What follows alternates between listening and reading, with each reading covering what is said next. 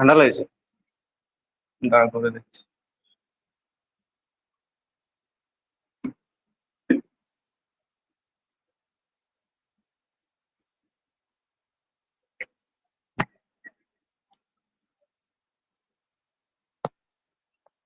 দেখো, আগে একটা প্রিভিয়াস ক্লাস করেছি আমরা জিওগ্রাফির ওপর, যেখানে জিকে মিন্স তোমাকে প্রথমে আমরা জিকে ক্লাসটা করব। জিকে মিন্স তোমাকে ইন্ডিয়াকে নিয়ে জানতে হবে। দেখো, যে কোনো কম্পিটিটিভ এক্সামে তোমাকে ম্যাথ জিআই একটা পোর্শন থাকে, আর একটা হচ্ছে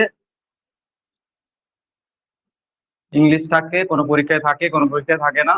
আর জিকে বা জিএস যেটাকে বলা হয় জেনারেল স্টাডিজ বা স্ট্যাটিক জিকে, তো এই পোর্শনটা আমরা কমপ্লিটলি সেখানে প্রত্যেকটা সাবজেক্ট ওয়াইজ আমি ক্লাস দেবো তোমাদেরকে। ইংলিশটা চ্যাপ্টার ওয়াইজ রিভিশন থাকবে, চ্যাপ্টার ওয়াইজ ক্লাস থাকবে কমপ্লিটলি। প্রথম থেকে দেখবো আমরা ইংলিশে এখন প্র্যাকটিস সেট করছি, কারণ তোমাকে এক্সামের পয়েন্ট অফ ভিউটা বুঝতে হবে যে এক্সামে কোনগুলো আসে, ঠিক আছে, কোন জায়গাগুলো থেকে কোশ্চেন হতে পারে। আমি এখন ইংলিশে যে প্র্যাকটিস সেট গুলো বানাচ্ছি, যেখানে ভোকেবসটা দিইনি, এখন শুধু গ্রামাটিক্যাল পোর্শন গুলোর উপরেই প্র্যাকটিস সেট গুলো করা হচ্ছে।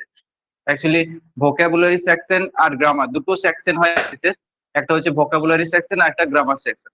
তো এই দুটো সেকশনের উপর ইংলিশে কোয়েশ্চেন থাকে যে কোনো পরীক্ষাতে, সিলেবাস সেম, একই ধরনের সিলেবাস।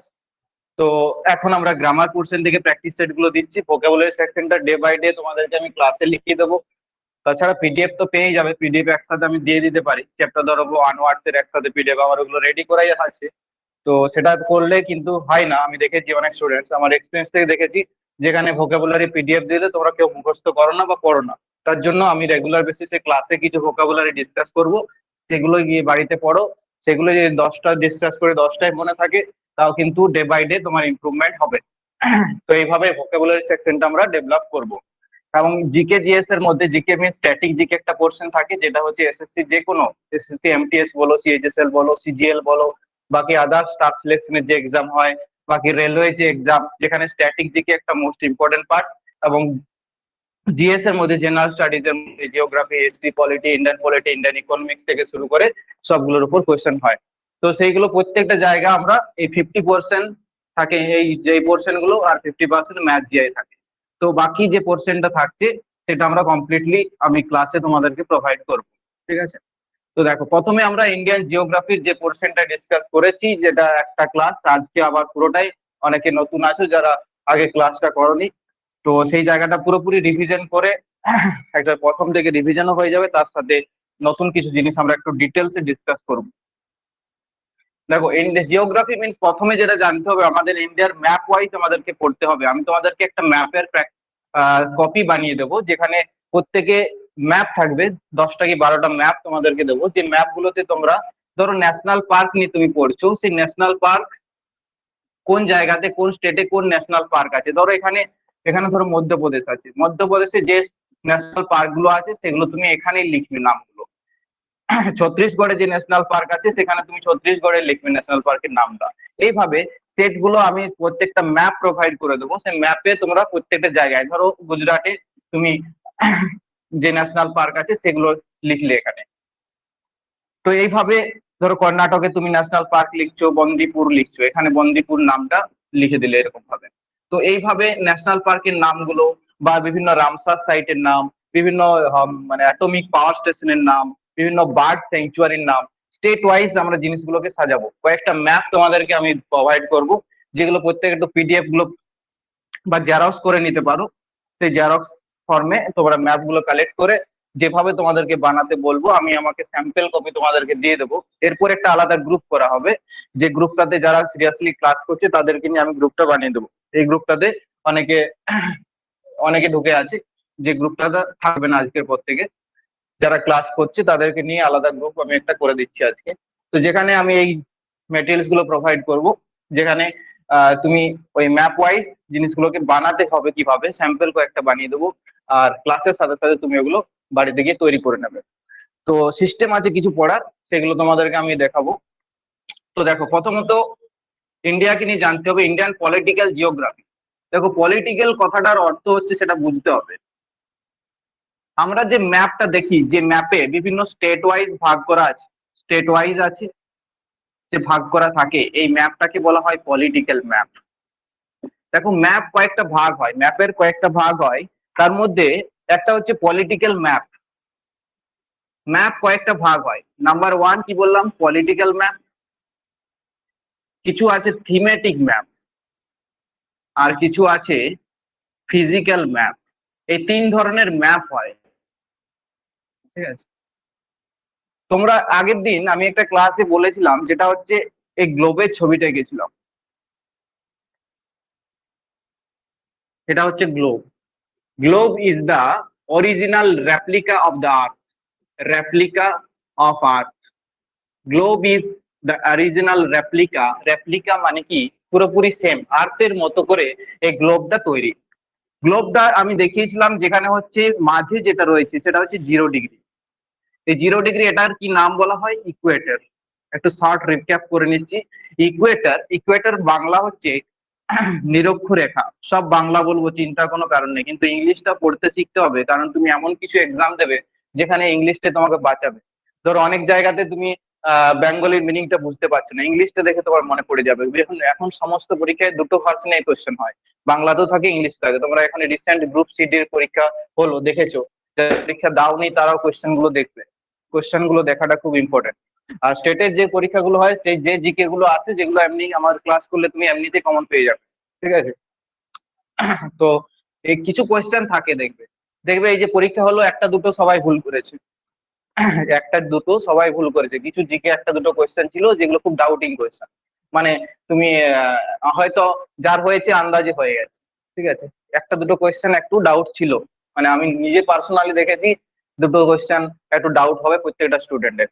সে একজন ভালো যে অনেকদিন ধরে প্রিপারেশন নিচ্ছে তারও হতে পারে, যে রিসেন্ট 1 মাস 5 মাস ধরে পড়ছে তারও হতে পারে। তো ব্যাপারটা হচ্ছে ডাউট কিছু কোয়েশ্চেন থাকে, আর বেসিক যে কোয়েশ্চেন থাকে যেগুলো সবাই ঠিক করে, সেটা তোমাকে ঠিক করে আসতে হবে। জিকে সিস্টেম হচ্ছে সবাই যেটা জানে তোমাকেও জেনে যেতে হবে। তাছাড়া এটা সিলেবাস তো হিউজ সিলেবাস, বুঝতে পারছো। তো ইকুয়েটর হচ্ছে, এর মান বললাম 0 ডিগ্রি। এরকম ভাবে হচ্ছে দেখবে টপিক অফ ক্যান্সার, আর এটা হচ্ছে টপিক অফ ক্যাপ্রিকর্ন। মানে এটার বাংলা হচ্ছে কর্কট ক্রান্তি রেখা, আর এটা হচ্ছে মকর ক্রান্তি রেখা, ঠিক আছে। এই দুটো রয়েছে, টপিক অফ ক্যান্সার আর টপিক অফ ক্যাপ্রিকর্ন। এগুলোর মান হচ্ছে 23.5 ডিগ্রি। এদিকটা নর্থ আর এদিকটা সাউথ। এদিকটা তোমার ধরা হয় ওয়েস্টার্ন হেমিস্ফিয়ার, এদিকে ইস্টার্ন হেমিস্ফিয়ার। হেমিস্ফিয়ার মানে গোলার্ধ, সাউদার্ন হেমিস্ফিয়ার মানে সাউদার্ন, দক্ষিণ গোলার্ধ। এটা খুব ভালো করে বুঝতে হবে। এটা 23.5 ডিগ্রি নর্থ, এটা হচ্ছে 23.5 ডিগ্রি সাউথ। এবং এখানে একটা মান আছে যেটা হচ্ছে 66.5 ডিগ্রি। এটা হচ্ছে সাউথ, আর এটা হচ্ছে 66.5 ডিগ্রি নর্থ। এবং এই যে মানটা, এটা হচ্ছে 90 ডিগ্রি। এটা 90 ডিগ্রি সাউথ, আর ওটা 90 ডিগ্রি নর্থ। এই রিজিয়নটা হচ্ছে পুরোপুরি ফ্রিজিড জোন, বরফে ঢাকা থাকে, ফ্রিজিড জোন বলা হয় এটাকে। ফ্রিজিড জোন কেন বলা হচ্ছে, কারণ সারা বছর সূর্যরশ্মি এখানে পৌঁছায় না বললেই চলে। এখানে ধরো সান আছে, সূর্য থেকে সানলাইট ডিরেক্টলি এই জায়গাতে রে দেয়, লম্ব ভাবে কিরণ দেয় সূর্য এই জায়গাটার উপর, এবং এই জোনটাকে টরিড জোন বলা হয়। টরিড জোন, এটা হচ্ছে টেম্পারেট জোন, ঠিক আছে। এটা হচ্ছে টরিড জোন সেম, আর এটা হচ্ছে টেম্পারেট জোন। এইভাবে সূর্য ডিরেক্টলি এই জায়গায় কিরণ দেয়, তাহলে এই জায়গায় তাপমাত্রা সবসময় বেশি হবে, আমরা বুঝতে পারছি। ইন্ডিয়া সিচুয়েটেড, ইন্ডিয়ার লোকেশন হচ্ছে এরকম জায়গাতে, মানে ইন্ডিয়ার পুরো মাঝ বরাবর, এখানে গুজরাট রাজস্থান হয়ে একদম মিজোরাম অব্দি ত্রিপুরা, এরকম ভাবে এই কর্কট ক্রান্তি রেখা গেছে। কর্কট ক্রান্তি রেখা, এর বাংলা হচ্ছে, ইংলিশ হচ্ছে ট্রপিক অফ ক্যান্সার। আমাদের বাঁকুড়া পুরুলিয়া উপরেও গেছে। বাঁকুড়ার কোথায় উপরে গেছে, দেখো ম্যাপটা একবার বলে দিই। Political map, political map represent, কি রিপ্রেজেন্ট করে, বিভিন্ন স্টেট, স্টেট বাউন্ডারি, সীমানা, বিভিন্ন সীমানা, প্রত্যেকটা স্টেটের সীমানা, কার কতটা এরিয়া, এগুলোকে রিপ্রেজেন্ট করে। থিমেটিক ম্যাপ, বিভিন্ন জায়গার তার মানে ল্যান্ডমার্ক, সেটা জলবায়ু, ক্লাইমেট কিরকম, জলবায়ু কিরকম, সেই সব কিছু ডিসকাস করে থিমেটিক ম্যাপ। আর ফিজিক্যাল ম্যাপ রিপ্রেজেন্ট করে সেই জায়গার মানে কোথায় কোনো প্লেন এরিয়া আছে, কোথায় প্লেটু এরিয়া আছে, ঠিক আছে, এইগুলো ডিসকাস করে। প্লেন, প্লেটু, কোন জায়গায় এদিকটা কি মালভূমি এলাকা, মালভূমি মানে কি উঁচু নিচু ল্যান্ডমাস হবে, প্লেন এরিয়া মানে কি সমতল হবে, স্ট্রেট সমতল ভূমি, এটাকে প্লেন এরিয়া বলা হয়। এবং এই দিকটা দক্ষিণ ভারতটা হচ্ছে সাউদার্ন প্লেটু রিজন, প্লেটু মালভূমি অঞ্চল। ভারতের যদি তুমি ভূপ্রকৃতি দেখো, ভারতের যদি ভূপ্রকৃতি দেখো, এই দিকটাকে দেখবে পুরোপুরি মালভূমি অঞ্চল বলা হয়। মালভূমি মিন্স উঁচু নিচু ল্যান্ডমাস হবে, যে ভূমিভাগটার উঁচু নিচু ল্যান্ডমাস হবে, ল্যান্ডমাসটা মানে ভূমিভাগ, সেই ল্যান্ডমাসটা হবে উঁচু নিচু। তাহলে এটা হচ্ছে ম্যাপ, পলিটিক্যাল ম্যাপ। মনে রাখবে বিভিন্ন রাজ্যের সীমানা বাউন্ডারি, বিভিন্ন রাজ্যের সাথে বিভিন্ন দেশের সাথে যে সীমানা, যে বাউন্ডারি, সেগুলোকে শেয়ার করে পলিটিক্যাল ম্যাপ। দেখবে এই ম্যাপের ভিতরে লেখা থাকে রাজনৈতিক, ভারত দেখবে রাজনৈতিক লেখা আছে, রাজনৈতিক মানে পলিটিক্যাল। পলিটিক্যাল মানে বলে রাখলাম যে বিভিন্ন রাজ্যের সীমানা, বিভিন্ন দেশের সাথে ভারতের সীমানা, এইগুলোকে নিয়ে ডিসকাস করে পলিটিক্যাল ম্যাপ। তাহলে দেখো ট্রপিক অফ ক্যান্সার, এখানে 8 স্টেট, 8টা স্টেটের উপর দিয়ে গেছে। চলে এসো, 8টা স্টেটের উপর দিয়ে গেছে পলিটিক্যাল ম্যাপ, 8টা স্টেটের উপর দিয়ে গেছে, 8 স্টেটস অফ ইন্ডিয়া। দেখো এখানে গুজরাটের উপর দিয়ে ঢুকছে, আমি আগের দিন এইভাবে দেখিয়েছিলাম, এইভাবে দেখিয়েছিলাম। দেখো এদিকটা নর্দার্ন ডিরেকশন, এটা সাউথ, ভারতের ভূমিভাগের উপর এটা নর্থ, এটা সাউথ। কিন্তু যদি তুমি ভ্যালু দেখো, এখানের ভ্যালু কত, 37°6' নর্থ, আর এদিকের ভ্যালু হচ্ছে 8°4' নর্থ। কেন নর্থ দুটোর মান হচ্ছে, কারণ পুরোপুরি নর্দার্ন হেমিস্ফিয়ারে ইন্ডিয়া সিচুয়েটেড, ইন্ডিয়ার লোকেশনটা দেখো এরকম ভাবে। তাহলে এটা যদি 0° হয়, এরকম ভাবে এই জায়গাটা বলছি আমি 8°, আর একটু কাছাকাছি হবে, ম্যাপটা একটু ভুল হয়েছে, 8°4' এই জায়গাটার মান হচ্ছে, আর এটাই হচ্ছে 37°6'। বুঝতে পারছো? তো এরকম ভাবে ইন্ডিয়ার লোকেশনটা রয়েছে। তো এটা north, northern most point of Indian মেনল্যান্ডের কি নাম বলেছিলাম বলো? ইন্দিরা কল, ইন্দিরা কল। কেমন পড়ে এসছো বলো? চলে এসছো। সাউদার্ন মোস্ট পয়েন্ট এটা হচ্ছে কন্যাকুমারী। সামনে বসবে, ঠিক আছে, কন্যাকুমারী। আচ্ছা, কন্যাকুমারী হচ্ছে southern most point of Indian mainland, ভারতের মূল ভূখণ্ডে। কোশ্চেন আসবে দক্ষিণ ভারতের মানে ভারতের দক্ষিণতম বিন্দু, তখন কিন্তু হয়ে যাবে এখানে তোমার রয়েছে ইন্দিরা পয়েন্ট। আজকে একটু ডিটেলস আরো যাব। ইন্দিরা পয়েন্ট, এখানে যদি আন্দামান নিকোবর থাকে, তো এটা উপর দিকটা আন্দামান আর নিচ দিকটা নিকোবর। আন্দামানের 4টা ভাগ আর নিকোবরের 3টে পার্ট, একটা লিটিল নিকোবর, কার নিকোবর, কার নিকোবর, আরেকটা হচ্ছে গ্রেট নিকোবর।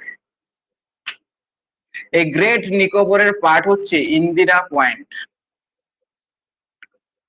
ছবি এঁকে নিজে বুঝবে বাড়িতে, ঠিক আছে? যে আমি যে ছবিটা আঁকছি, ছবিটা তোমার যারা নতুন একবারই তাদের কাছে খুব অসুবিধা হবে, তাছাড়া ভুলে যাবে। বাড়িতে আরেকবার ক্লাসটা দেখবে, ঠিক আছে? ছবি এঁকে নিজের জিনিসগুলো পয়েন্ট আউট করবে, ঠিক আছে? তাছাড়া কিন্তু ভুলে যাবে। করেছিলে? গ্রেট নিকোবরের পার্ট হচ্ছে ইন্দিরা পয়েন্ট, এর মান হচ্ছে 6°4' নর্থ, 6°4' নর্থ। তাহলে ভারতের মূল ভূখণ্ডের দক্ষিণতম স্থান কি? Kanyakumari.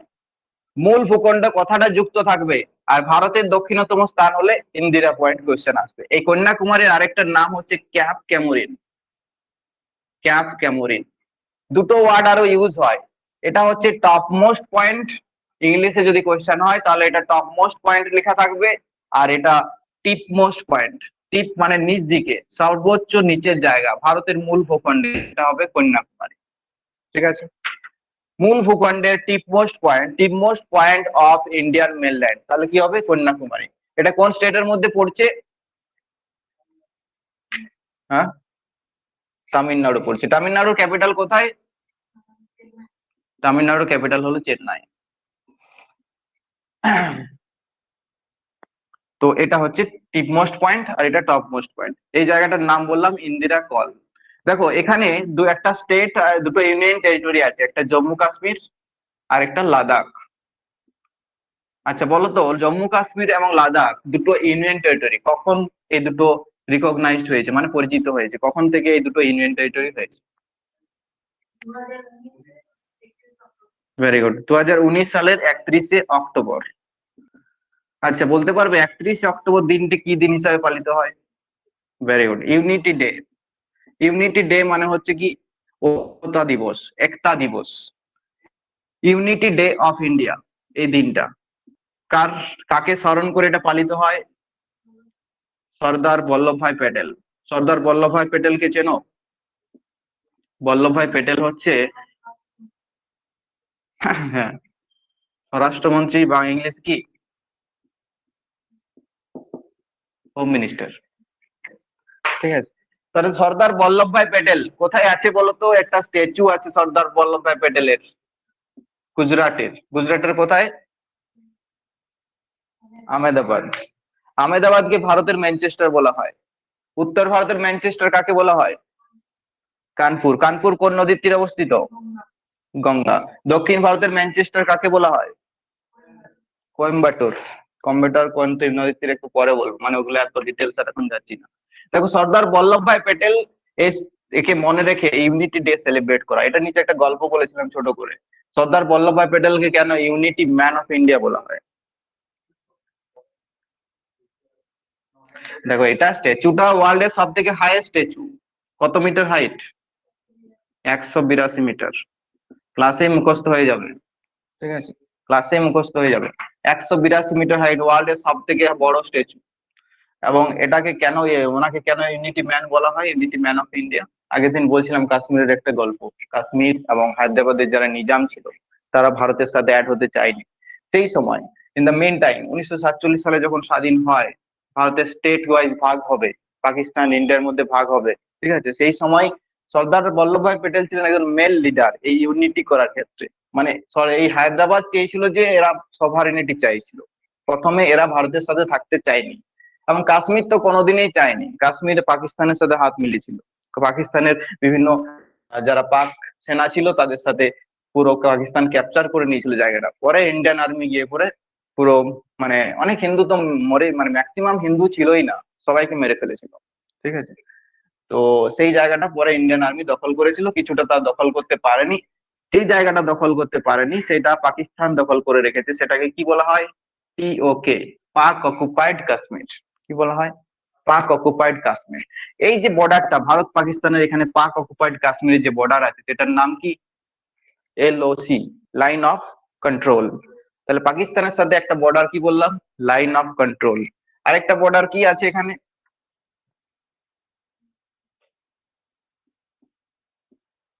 Radcliffe line. Radcliffe line. আরেকটা লাইন আছে এখানে, এটা হচ্ছে একটা গুজরাটের যে একটা খাঁজ আছে এখানটাতে। এখানে কি অবস্থিত? গালফ অফ কাচ। গালফ অফ কাচ, কচ্ছের রন যেটাকে বলা হয়। রান অফ, সরি গালফ হচ্ছে রান অফ কাচ। এখানে গালফ অফ মান্না আছে তোমার, গালফ অফ খাম্বার বা কামবে। এইখানটাতে যখন এখানটা মাপছে এই জায়গাটা রান অফ কাচ। এই রান অফ কাচের ক্ষেত্রে ভারত পাকিস্তানের একটা বর্ডার আছে, এটার নাম কি বলছিলাম? সিরক্রিক লাইন। সিরক্রিক লাইন। তাহলে তিনটা পাকিস্তানের সাথে বর্ডার বললাম, কি কি? Number one LOC, line of control, Radcliffe line, আরেকটা শের ক্রিক লাইন। কোথায় আছে? রান অফ কচ্ছ, কচ্ছের রন। ঠিক আছে, এখানে রয়েছে। তাহলে এখন অবধি যেগুলো বললাম আরেকবার বলছি, বলো কোয়েশ্চেনের সাথে সাথে বলবে। বলো southern main point, southern most point of Indian mainland. Ankita বলো কি বললাম? Southern most point of Indian mainland, ভারতের মূল ভূখণ্ডের দক্ষিণতম স্থান কন্যাকুমারী। এটাকে কি বলা হয়? ক্যাপ ক্যামোরিন। এর মান কত? 8°4' নর্থ। ঠিক আছে, 8°4' নর্থ। এটা হচ্ছে southern most point of India. আচ্ছা, northern most point of India বা top most point of India, Indira Col. এর ভ্যালু কত? 37°6' নর্থ। কেন নর্থ মান হচ্ছে? কারণ ইন্ডিয়া পুরোপুরি নর্দার্ন হেমিস্ফিয়ারে সিচুয়েটেড, উত্তর গোলার্ধে। North, northern and eastern hemisphere. North eastern বলে কোনো হেমিস্ফিয়ার নেই, কোনো বইয়ে দেখবে যদি থাকে তাহলে সেটা ভুল আছে। নর্থ ইস্টার্ন বলে কোনো হেমিস্ফিয়ার নেই, নর্দার্ন এবং ইস্টার্ন হেমিস্ফিয়ারে ইন্ডিয়া সিচুয়েটেড। এবং ইন্ডিয়া হচ্ছে ভারতের যে এশিয়া, যে আমাদের মহাদেশ আছে, এশিয়া হচ্ছে লার্জেস্ট কন্টিনেন্ট। সেই লার্জেস্ট কন্টিনেন্টের পুরোপুরি সাউথে অবস্থিত। পুরো ওয়ার্ল্ড ম্যাপটা দেখবে, সবসময় ম্যাপ দেখতে হবে, জিওগ্রাফি ম্যাপ ওয়াইজ যদি তুমি নাম মনে রাখতে পারো, তাছাড়া কোনোভাবেই মনে থাকবে না। ঠিক আছে, তোমরা একটা বই ফলো করতে পারো জিওগ্রাফি যদি একটু অ্যাডভান্স করতে চাও। এই বইটা অনেক পুরনো বই, পেরিয়ার পাবলিকেশনের বই, ইংলিশ ভার্সন বই। ঠিক আছে, বাংলা ভার্সনে তুমি তোমাদেরকে প্রথমে আমি বলেছিলাম যে ক্লাস 10-এর যে বইটা হয়, ক্লাস 10-এর এখন যে সিলেবাস আছে, দেখবে ইন্ডিয়া একটা পোর্শন আছে শেষের দিকে মাঝ বরাবর। ওই জায়গাটা প্রথমে একটু পড়ো, বেসিক জিনিসটা বুঝে যাবে। ঠিক আছে, এখানে তোমার ভারতের অবস্থান আছে, ফিজিওগ্রাফি, ভারতের ভূপ্রকৃতি, নদ নদী, এই জায়গাটা প্রথমে একবার পড়ে নাও কোনো বই থেকে। ক্লাস 10-এর বই পেয়ে যাবে, বা বিভিন্ন জায়গায় কেউ না কারো কাছে পেয়ে যাবে। ঠিক আছে, তো সেই বইটা থেকে তুমি প্রথমে একবার পড়ো। যদি একটু অ্যাডভান্স করতে চাও তখন এই পেরিয়ার পাবলিকেশনের বইটা কালেক্ট করবে। বই কিনতে হবে একটা দুটো, বেশি বই কিনতে হয় না কম্পিটিটিভ পড়তে গেলে। অনেকে প্রথমে বই কিনে নেয়, নিয়ে পরে ডিমোটিভেট হয়ে যায়, এতগুলো বই কিনলাম। বইয়ের যখন আরেকটা যে এইগুলো সাইকোলজিক্যাল একটা কারণ, কি বলতো, মানে তুমি যখন অনেকগুলো বই কালেক্ট করে নিয়েছো, দেখবে তোমার ঘুম থেকে উঠে প্রতিদিন মনে হবে যে এতগুলো বই কিনলাম, আমার কিছুই পড়া হচ্ছে না। একটা মানে ডিমোটিভেশন তোমার মধ্যে চলে আসবে। তো বই বেশি কেনার দরকার নেই, যেটা পড়বে সেটা কিনলেই হবে। বুঝতে গেছে? তো পেরিয়ার পাবলিকেশনের বইটা পরে কিনবে। এখন তোমরা প্রথম যে কাজটা করবে, আমার ক্লাসের সাথে সাথে ক্লাস 10-এর বইটা পড়ো, বাংলা ভার্সন। তোমরা বাংলাটা বেশি হ্যাবিচুয়েটেড, আমি একটু ইংলিশে পড়ানোর সাথে সাথে একটু করানোর চেষ্টা করব। কারণ হচ্ছে পরীক্ষা দিতে গেলে কম্পিটিটিভ তোমাকে ইংলিশটা পড়তে হবে। ঠিক আছে, কারণ তুমি কোন এক্সাম দেবে তোমার কেউ জানে না, আর কোন এক্সাম তুমি পাবে সেটাও তুমি জানো না। ঠিক আছে, তাহলে যে কোনো পরীক্ষায় তোমাকে দিতে হবে। তুমি একটাই ঠিক করে নিলে, ধরো তুমি টার্গেট করে রেখেছো আমি প্রাইমারি টিচার হবো। ঠিক আছে, এখন ইন্টারভিউ চলছে দেখতে পাচ্ছ তো, 5 মাস হয়ে রুটিন হয়ে গেছে, 5 মাস ধরে চলছে। ঠিক আছে, পরীক্ষা হয়েছে 22-এ, 5 মাস ধরে এখনো কয়েকটা ডিস্ট্রিক্ট বাকি আছে, মানে সেটা ভোটের পরে হবে। এবার ভোটের পরে ইন্টারভিউ হবে, নিয়োগ হবে কখন তার কোনো ঠিক নেই। ঠিক আছে, মানে এইরকম ভাবে প্রতিটা জায়গায় তুমি একটা টার্গেট করে নেওয়া চলবে না, যে ওটাই এখন যে দিনকাল এসেছে তোমাকে ফিক্সড একটাই তুমি টার্গেট করলে ওটা কিন্তু তাহলে তোমার খুব প্রবলেম হয়ে যাবে। আর যেহেতু পড়ছো, তোমাকে পড়তেই হচ্ছে, তাহলে তুমি সব পরীক্ষাগুলোই দাও, টার্গেট একটা থাক। তুমি এসএসসি এমটিএস দেবে, সিএইচএসএল দেবে, সেটাই দাও, সেটা মেন ফোকাস থাক, কিন্তু বাকি পরীক্ষাগুলো দাও। আমার কথা হচ্ছে এটাই। তুমি railway group D form fill up করো, দেখবে ডেটটা বাড়িয়েছে গ্রুপ ডির। ঠিক আছে, 9 তারিখ অব্দি করেছে ওরা, প্রতিবারই ওরকম লাস্ট দিনে সার্ভার প্রবলেম থাকে, নিয়ে আরো 7 দিন বাড়ায়। হ্যাঁ, তো গ্রুপ ডি ফর্ম ফিল আপটা করো, পরীক্ষাটা দাও। মেয়েদের তো সামনেই সিট পড়ে, বেশি দূরে পড়ে না। ছেলেদেরকে নাহলে দৌড়াতে হয় ভুবনেশ্বর, ছত্তিশগড়। ঠিক আছে, একটু কষ্ট হয়, খুব কষ্ট। ট্রেনের টিকিট পাওয়া যায় না, টিকিট না কেটে যেতে হয়, দাঁড়িয়ে বসে পেপার পেতে বসে। ঠিক আছে, বহু রকম অভিজ্ঞতা আছে। কম্পিটিটিভ পড়া মানে সব থেকে কষ্টকর ব্যাপার, মানে তোমাকে সবকিছু ফেস করতে হতে পারে। তাহলে এই হচ্ছে ব্যাপার। তাহলে এইভাবে পড়ো, সবকিছু পরীক্ষাগুলো দাও, কিন্তু ফোকাস থাক একটা, তোমাকে একটা ওরিয়েন্টেডই পড়ো। তুমি এমটিএস আছে পরীক্ষা, তুমি জিকে ডিটেলসে পড়ো। ঠিক আছে, তোমাকে স্ট্র্যাটেজি জিকে পড়ো, বিভিন্ন প্র্যাকটিস সেট করো। ইংলিশটা যেভাবে আমি করছি 3-4 মাসের মধ্যে আমরা প্রত্যেকটা জায়গা মানে চ্যাপ্টার ওয়াইজ কভার করবো, তার সাথে প্র্যাকটিস সেট ওই জন্য প্রথম দিক করছি। তোমার মনে হবে যে 2 মাস পরে যে আমি পরীক্ষা কেমন আসে, আমার প্র্যাকটিস নেই। ঠিক আছে, আমি কিভাবে পরীক্ষা দেবো, কোনো পরীক্ষা চলে এলো, আমার ধরো চ্যাপ্টার ওয়াইজ করতে একটা সময় লাগবে। ঠিক আছে, তার জন্য প্রথম দিকে প্র্যাকটিস সেট, এখন গ্রামারের উপর করছি, ভোকেবস গুলো পড়ি পড়ি করবো। দেখো তাহলে তারপর বলো, ইউনিটি ডে কবে সেলিব্রেট হয়? 31শে অক্টোবর। 31শে অক্টোবর দিনটা কোথা থেকে এলো? কারণ সেদিন জম্মু কাশ্মীর এবং লাদাখ দুটো ইউনিয়ন টেরিটরি সেপারেট হয়েছিল। এর আগে এগুলো একটাই স্টেট ছিল, যেটা ছিল জম্মু অ্যান্ড কাশ্মীর। জম্মু অ্যান্ড কাশ্মীরের এখনো জম্মু কাশ্মীরের ক্যাপিটাল কোথায় আছে? শ্রীনগর আছে, গ্রীষ্মকালীন ক্যাপিটাল, সেটা সামার ক্যাপিটাল, আর একটা হচ্ছে শীতকালীন, হচ্ছে জম্মু। আচ্ছা, এরপরে লাস্ট নিউলি ফর্ম স্টেট, নতুন নবগঠিত রাজ্য, তেলেঙ্গানা। তেলেঙ্গানা কোন, মানে তোমার তেলেঙ্গানার ক্যাপিটাল কোথায়? হায়দ্রাবাদ। হায়দ্রাবাদে একটা ইন্টারন্যাশনাল এয়ারপোর্ট আছে, কি নাম বলো তো? Rajiv Gandhi international airport. ঠিক আছে, আচ্ছা দিল্লিতে আছে ইন্দিরা গান্ধী ইন্টারন্যাশনাল এয়ারপোর্ট, সব থেকে বিজিএস্ট এয়ারপোর্ট অফ ইন্ডিয়া। আচ্ছা, তেলেঙ্গানা কবে ফর্ম হয়েছিল? সেকেন্ড জুন ক্লাসে মুখস্থ হয়ে যাবে, কদিন আসো, এই কোশ্চেন গুলো আমি মাঝে মধ্যেই করি, ঠিক আছে, কিছুদিন এলেই তোমার মুখস্থ হয়ে যাবে এবং তুমি অ্যাক্টিভ থাকবে। এই হচ্ছে ব্যাপার। আরেকটা জিনিস বলেছিলাম, এখানে এই গুজরাট এবং মহারাষ্ট্রের যেখানে বর্ডার আছে, ঠিক আছে, গুজরাট মহারাষ্ট্রের বর্ডার, এই জায়গাটায় ধরো, এই জায়গাটাতে দুটো ইউনিয়ন টেরিটরি মার্ক হয়ে গেছে, দাদরা নগর হাভেলি, দাদরা নগর হাভেলি আর দমন দিউ। দমন হচ্ছে ক্যাপিটাল। এই দুটো মার্চ কবে হয়েছিল? 2020 সাল, 26 জানুয়ারি। 26 জানুয়ারি ডেটটা আমরা প্রত্যেকে জানি। এই দিনটাই ইন্ডিয়া বিকাম রিপাবলিক, ভারত প্রজাতান্ত্রিক একটা দেশ। সেটা 26 জানুয়ারি 1950 থেকে ভারতের কনস্টিটিউশন কার্যকরী হয়েছিল, ভারতের সংবিধান। আচ্ছা, তাহলে এই জায়গাগুলো মোটামুটি বুঝে গেছো, পাকিস্তান দিকটা বুঝে গেছো, লাইন অফ কন্ট্রোল। তাহলে পাক অকুপায়েড যে কাশ্মীর, সেটা কি নাম বলছি, সেটার বর্ডারটা হচ্ছে লাইন অফ কন্ট্রোল। এইদিকে কিছুটা জায়গা চায়না দখল করে রেখেছে, ঠিক আছে, যেটাকে কি বলছি, আকসাই চীন। আকসাই চীন, এই আকসাই চীন, এই জায়গাটা চায়না কিছুটা দখল করে রেখেছে। চীন মানে পাকিস্তানে, মানে ইন্ডিয়ার কিছুটা, কাশ্মীরের কিছুটা জায়গা, যেটা এখন লাদাখের মধ্যে পড়ছে। লাদাখ হচ্ছে এরিয়া ওয়াইজ সব থেকে বড় ইউনিয়ন টেরিটরি। ইন্ডিয়ান টেরিটরির বাংলা হচ্ছে কেন্দ্রশাসিত অঞ্চল, যে কেন্দ্রশাসিত অঞ্চলটা পুরোপুরি সেন্ট্রাল গভর্নমেন্ট কন্ট্রোল করে। আমাদের একটা সেন্ট্রাল গভর্নমেন্ট আছে আর একটা স্টেট গভর্নমেন্ট আছে। সেন্ট্রাল গভর্নমেন্টের একটা মিনিস্ট্রি আছে, মানে তোমার মন্ত্রী পরিষদ, আর একটা স্টেট গভর্নমেন্টের সেম একই রকম প্রত্যেকটা মিনিস্ট্রির ভাগ আছে। রেলওয়ে মিনিস্টার, ট্রান্সপোর্ট মিনিস্টার সেন্ট্রালের একজন আছে, স্টেটের আছে। তো এইভাবে প্রত্যেকটা সেন্ট্রাল এবং স্টেটের মিনিস্ট্রিটা ভাগ করা থাকে।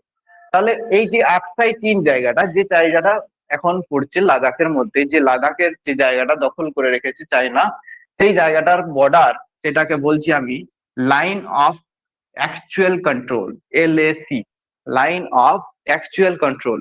ওকে, এবং চায়নার সাথে আরেকটা বর্ডার আছে, যেটার নাম কি বলা হয়, ম্যাকমোহন লাইন। নেবারিং স্টেট, তাহলে এদিকে পাকিস্তান, এদিকে চায়না, এদিকে আফগানিস্তান রয়েছে। এই আফগানিস্তান সাথে অল্প বর্ডার আছে, এখন বলে নাকি বর্ডারই নেই। জিওগ্রাফিও আপডেটেড হয় মডার্নের মতো, ঠিক আছে। এখন বলছে যে আফগানিস্তানের সাথে, সেদিন আমি একটা জায়গায় আর্টিকেল পড়ছিলাম যেখানে বলছে আফগানিস্তানের সাথে বর্ডার নেই ইন্ডিয়ার, ঠিক আছে। তো আফগানিস্তানের সাথে যে বর্ডারটা তোমরা পরীক্ষায় যদি আসে, প্রায় 106 থেকে 8 কিলোমিটার লেখা থাকে। তো সেটা অপশন থাকলে করবে, অপশন অনুযায়ী অনেক সময় দেখবে পরীক্ষায় কোয়েশ্চেন আনসার হয়, নিয়ারেস্ট অপশন দেখে অনেক সময় কম্পিটিটিভ আমাদেরকে আনসার করতে হয়। তাহলে এই আফগানিস্তানের সাথে যে বর্ডার, সেটাকে বলা হয় ডুরান্ড লাইন, ঠিক আছে। এরপর সব থেকে বেশি বর্ডার শেয়ার করছে কোন আন্তর্জাতিক, মানে সীমানা শেয়ার করছে আন্তর্জাতিক বর্ডার কোন দেশের সাথে? বাংলাদেশ। বাংলাদেশের সাথে ভারত সব থেকে বেশি বর্ডার শেয়ার করছে, ঠিক আছে, 4096 কিলোমিটার। 4096 কিলোমিটার বাংলাদেশের সাথে বর্ডার শেয়ার করছে ভারত, সব থেকে বেশি, ঠিক আছে। এদিকে রয়েছে শ্রীলঙ্কা। শ্রীলঙ্কার মাঝে তোমার অনেকগুলো জিনিস আছে, যেটা হচ্ছে পক প্রণালী, পক উপসাগর, গালফ অফ মান্নার, একটা ব্রিজ আছে, যে ব্রিজটার নাম অ্যাডামস ব্রিজ, বা যেটাকে বলা হয় আরেকটা রামেশ্বরম ব্রিজ, ওটাকে বলা হয়, যেটা রাম সেতু, গড রাম বানিয়েছিল, লর্ড রাম, সেই রাম সেতুটা এখনো আছে, যেটা রামেশ্বরম ব্রিজ বলা হয়। পুরোপুরি মানে শ্রীলঙ্কা অব্দি যোগাযোগ কিন্তু নেই, ঠিক আছে। তাহলে এখানে বললাম গালফ অফ মান্নার, পক প্রণালী, পাক স্ট্রেট, এটা আমি ছবি দিয়ে দেবো, এই জায়গাগুলোর একটা করে ম্যাপ দিয়ে দেবো, ঠিক আছে, সব রেডি করা আছে ওগুলো। তো সেই জায়গার ছবিগুলো তোমরা খাতায় সুন্দর করে সাজাবে, যেমন ভাবে সাজিয়ে নিজের মেমোরিতে কাল মানে তুমি স্টোর করবে, সেরকম মনে থাকবে। পরিশ্রম করতে হবে, রেগুলার বেশি স্টাডি লাগবে, কম্পিটিটিভ আর পরিশ্রম করতে হবে। যার যত হার্ডওয়ার্ক বেশি হবে, তার ততটাই সফলতা তাড়াতাড়ি আসবে, ঠিক আছে।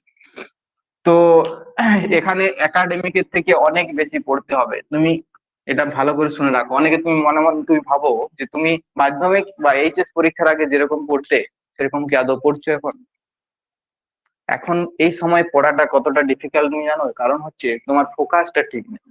মাধ্যমিকের সময় কি হয়, যে 23শে ফেব্রুয়ারি থেকে পরীক্ষা বা 2nd ফেব্রুয়ারি থেকে পরীক্ষা, একটা ডেট ডিক্লেয়ার হয়ে আছে, যে ওটাই তোমার মেন টার্গেট, ওটাই তোমাকে পরীক্ষা দিতে হবে, পাস করতে হবে বা ভালো মার্কস ক্যারি করতে হবে। তো এখন ওইরকম কিছু তো নেই, তুমি নিজের মর্জি মতো পড়ছো, নিজেকে নিজে তৈরি করছো। এখানে ওইরকম ডেট বলে নেই, তোমাকে ডেট গুলো পরীক্ষা আছে হচ্ছে হয়তো নেগেটিভ চারদিকে ভর্তি, তার মাঝেও তোমাকে ঠিক করে নিজেকে প্রতি সপ্তাহে একটা গোল ফিক্স করতে হবে যে এই সপ্তাহে আমি এইগুলো করবো। ঠিক আছে, আমি কিছু ট্রিক্স বলে দিচ্ছি যেগুলো তোমাদের কাজে লাগবে। যে ছোট ছোট গোল করো, যে তুমি একটা একটা সাবজেক্ট ধরে ধরে যে এই সপ্তাহে আমি এই জায়গাটা কভার করবো। ঠিক আছে, ছোট ছোট গোল করতে হবে এবং সেইভাবে নিজেকে এগিয়ে নিয়ে যেতে হবে। তো এই জিনিসগুলো ফলো করো, দেখো পারবে তুমি করতে। তাহলে যেটা বলছিলাম, এরপর এগুলো হয়ে গেছে, সীমানা গুলো বলে দিয়েছি। বলো বাংলাদেশের সাথে বর্ডার শেয়ার করছে কত কিলোমিটার? 4096 কিলোমিটার। আচ্ছা, কর্কট ক্রান্তি রেখা 8টা স্টেটের উপর দিয়ে গেছে। কোন কোন স্টেটের উপর দিয়ে গেছে একটা সূত্র বানিয়ে পরের দিন নিয়ে আসবে তো। বিভিন্ন টিচার বিভিন্ন রকম সূত্র বলে, আমি তোমাদেরকে সূত্র বলছি না, তোমরা নিজে একটা বানাও। নিজে যেটা বানাবে সেটা বেশি মনে থাকে। ঠিক আছে,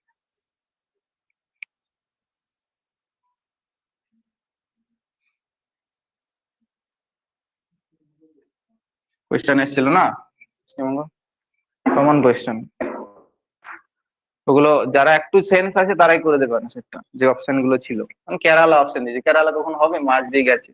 পাঞ্জাব হবে না, আরেকটা কি অপশন ছিল? পাঞ্জাব ছিল, কেরালা ছিল, আরেকটা উপর দিকে কিছু একটা ছিল। যেগুলো হবে না, উত্তরাখণ্ড, উত্তরাখণ্ড হবে না। উত্তরাখণ্ড এই জায়গাটাতে আছে, ধরো মাঝ বরাবর গেছে এরকম। তাহলে পশ্চিমবঙ্গ পাচ্ছে। তো এরপর দেখো, এই যে সীমানা, এই যে পুরো ল্যান্ড ফ্রন্টিয়ার, এটাকে কি বলা হয় ভারতের? ল্যান্ড ফ্রন্টিয়ার বা মূল ভূখণ্ড। এর ভ্যালু জানো, এটা আমি গোল করে দিয়েছি, এখানে এগুলো আছে। ঠিক আছে, অতটা ম্যাপটা বোঝানোর জন্য সহজ করে দিয়েছি। ঠিক আছে, এদিকে অরুণাচল প্রদেশ 7 সিস্টার্স আছে, 7টা স্টেট আছে।